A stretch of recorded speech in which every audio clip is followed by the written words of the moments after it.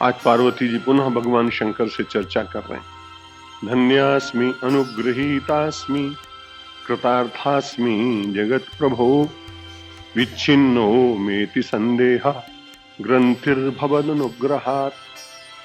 हम सब लोग ऐसा नहीं कराते हैं, अच्छी बात। जो पार्वती जी ने किया, अब रोज पार्वती जी शंकर जी के साथ हैं। जब मैंने ये श्लोक पढ़े तो मुझे ऐसा लगता है कि पश्चिम में पानी पिलाने के बाद जो धन्यवाद देते हैं, थैंक्स, रास्ता बताने के बाद धन्यवाद देते हैं, दिन में कम से कम थैंक यू बोलने का वहां एक व्यक्ति का 100 बार का तो अभ्यास है। पहले मुझे नहीं था, इसलिए जब मैं लौटता हूं इंग्लैंड से तो अपने गौशाला वाले भाइयों को भी कहता हूं थैंक यू। पानी पिलाते हैं, दूध ले आते हैं, वो कहते हैं महाराज ये क्या है? मैंने कहा ये पश्चिम का प्रभाव, वहां का अन्न जल खा के लौटे ना।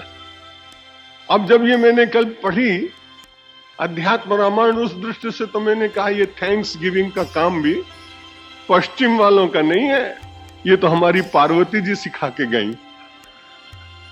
क्योंकि इसमें देखिए कि अभी परसों भी कहा था कि मैं बड़ी कृतार्थ हूं, मैं बहुत प्रसन्न हूं, मेरे जीवन के क्षण बड़े ही सदुपयोग में व्यतीत हुए, सार्थक हुए।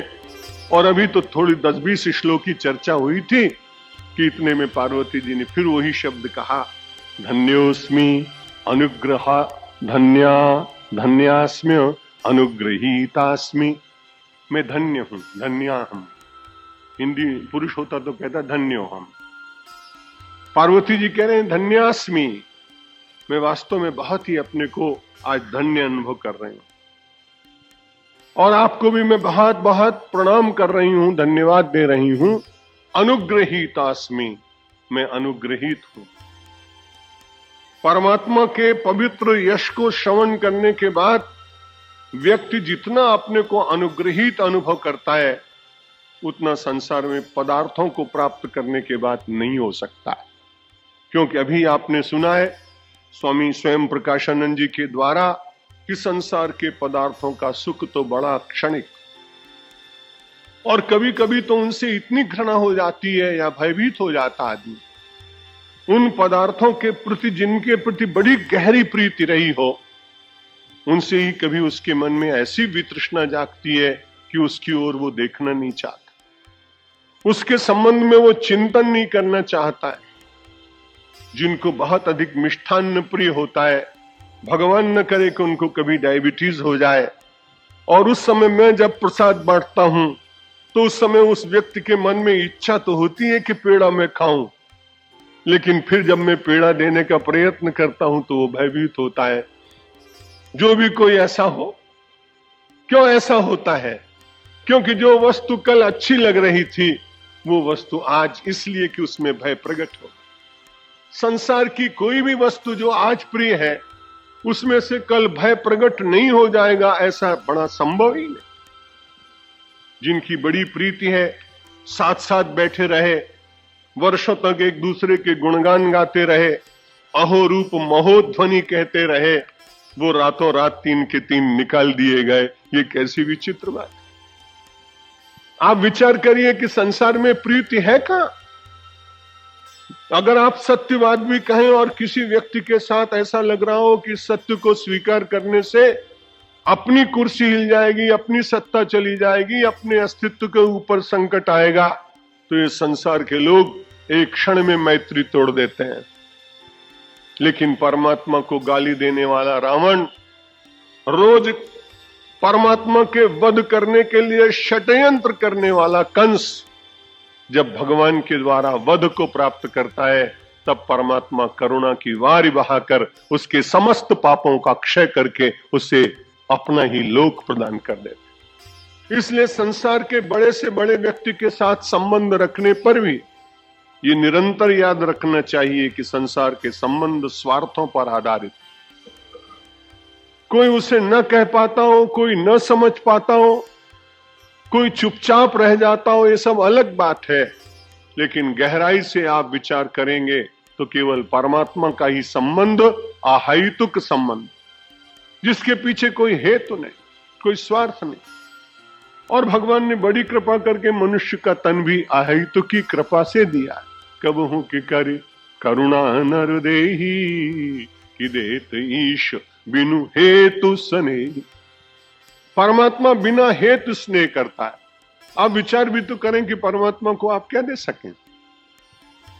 हम सब लोग भगवान को फल चढ़ाते हैं, बड़ी अच्छी बात, चढ़ाना ही चाहिए।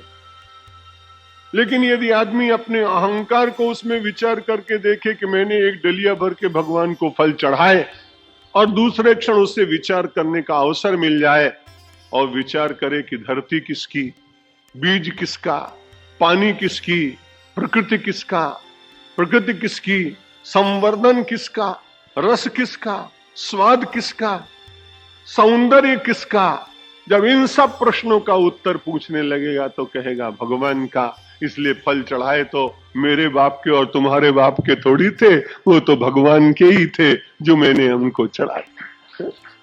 इसलिए जो भी कुछ चढ़ाते हो तो भगवान का ही।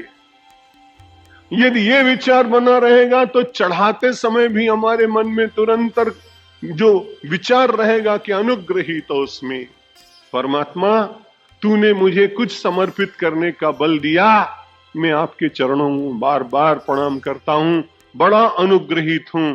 ये सामर्थ्य तुमने न दी होती तो मेरे भीतर क्या था। पार्वती माता इस परंपरा का पालन कर रही हैं। हमारी पूरी संस्कृति का नाम कृतज्ञ संस्कृति। भारतीय संस्कृति को एक शब्द में बताना हो तो आप कह सकते हैं कि कृतज्ञता व्यक्त करने वाली ये संस्कृति। भोर से लेकर निशीथ वेला तक अहंकार का दमन करने के लिए मेरा शीश, आपका शीश, मानसिक रूप से परमात्मा के चरणों में जब झुका रहता है तब वो बार बार विचार आता है कि मेरा कुछ नहीं, मेरा मुझ में कुछ नहीं, जो कुछ है सो तोर, तेरा तुझको सौंपते क्या लागत है मोर। आपकी वस्तु आपको अर्पित करने में मैंने कौन सा बड़ा काम किया है। इसलिए पार्वती माता कहती हैं धन्यास्मि, आज मैं बहुत धन्य हो गई, क्योंकि राम के थोड़े से राम हृदय को आपने बताया, ऐसा तत्व मुझे बताया जो हृदय के समान मूल्यवान। कृतार्थ उसमें। हे जगत प्रभु परमात्मा, मैं धन्य हो गई, मैं अनुग्रहित हो गई, क्योंकि आपने एक बड़ा ही अद्भुत कार्य किया। विच्छिन्नो मेति संदेह ग्रंथिर भवद अनुग्रहात्। आपके अनुग्रह के कारण मेरे संशय की जो ग्रंथि थी वो समाप्त हो गई, टूट गई। आप जानते हैं ग्रंथि पड़ जाने के कारण ही तो हम सब लोग अपने को जीव मान रहे हैं। दोनों के बीच में एक ग्रंथि पड़ गई और यद्यपि मर्षा छूटति कठिने। ईश्वर और जीव के बीच में माया की ग्रंथि पड़ जाने के कारण हम सब लोग अपने को परिच्छिन्न मानने लगते हैं, सीमित मानने लगते हैं, देह मन बुद्धि प्राण मानने लगते हैं। अहंकार के कारण अपनी सत्ता, अपने वैभव को इतने सात अभिनिवेश के द्वारा स्वीकार करते हैं कि उसके अतिरिक्त कुछ दूसरा दिखाई नहीं पड़ता। जिस दिन भगवान की कृपा हो, ये ममता, ये मोह, ये संदेह की ग्रंथि टूटे, उस दिन मानना चाहिए कि उस दिन विशेष रूप से परमात्मा का अनुग्रह और कृपा जीव के ऊपर हुई। पार्वती माता कहती हैं भवत अनुग्रहात्, आपकी कृपा के कारण मेरा ये संशय की ग्रंथि विच्छिन्न हो गई। आप जानते हैं कि साधना के राज्य में सब कुछ अपने पुरुषार्थ से होता नहीं।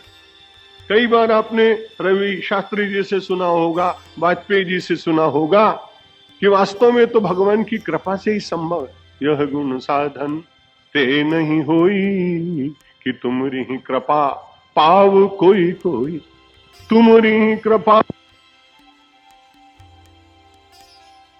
नहीं भक्ति भक्त उर चंदन।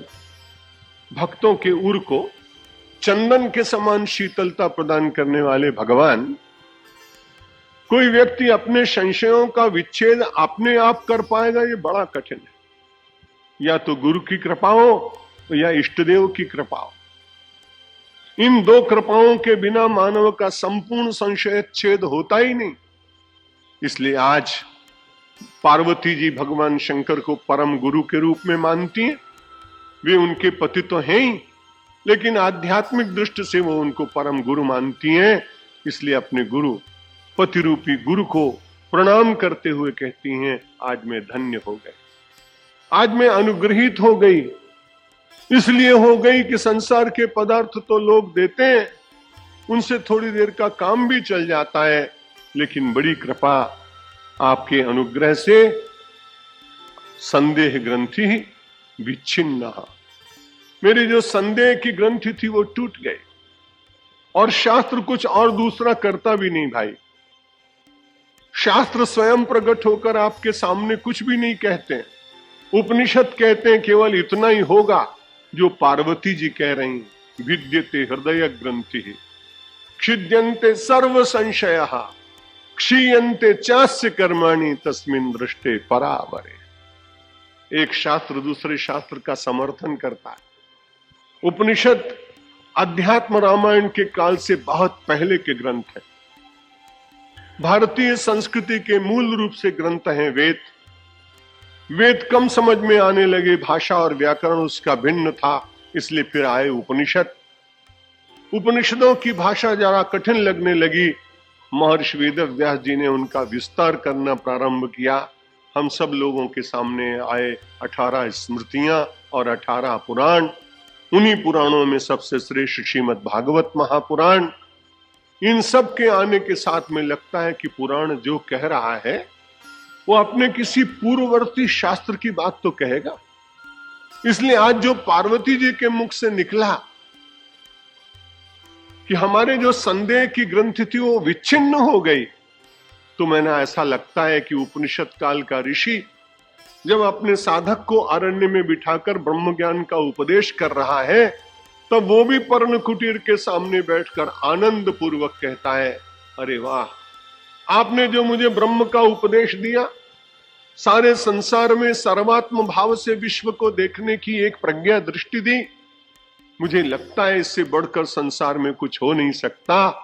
तस्मिन् दृष्टे परावरे, उस परम ब्रह्म के देख लेने के बाद, अनुभव कर लेने के बाद, उसे जीवन में बारंबार अवतरित कर लेने के बाद विद्यते हृदय ग्रंथि, सारी ग्रंथियां टूट जाती हैं।